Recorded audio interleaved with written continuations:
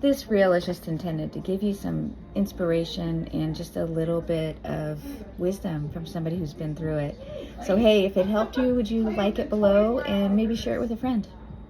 I share these things with you because I've done the same thing. So we get going in life and we have those regular clients, and we just start taking them for granted. And we got to stop. We got to remember that they are paying clients.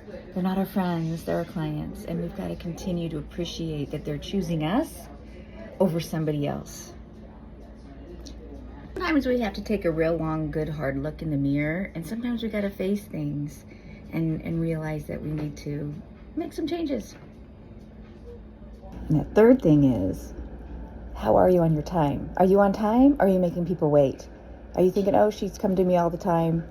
The second thing is, think about it. The clients that have been coming into you, are you still giving them 100%? I mean, when they're in the chair, are you starting to take them for granted and maybe not offering them other services or being quite as attentive? When they're sitting in the chair, are you talking about your life and your experiences or chatting with the hairstylist next to you? Or are you still making it about them? Because remember, your clients remember more about how you made them feel than anything. And if they're sitting in your chair and they're starting to feel kind of taken for granted and invisible, they're just going to find another hairstylist and they're not going to tell you about it. So that's the second thing you want to check on. Hey, have you been noticing lately that maybe some weeks are busy and some weeks are slower? And you start to panic and think, oh, maybe my clients just don't have the money to pay for my services anymore. I want to give you 3 things to check out to really figure out what's going wrong. First one is, I would go back through my books and look back about 4 to 6 weeks. See who hasn't been in. Maybe the ones you do see, you know that they've moved or they've had something happen in their family and that's why they haven't been in.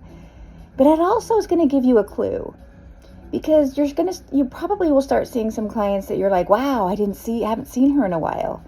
And that is where you need to do something courageous. And that is call them, pick up the phone and call them, not just text, and let them know that you miss them and ask them that you'd love to have them come back in and see what they say.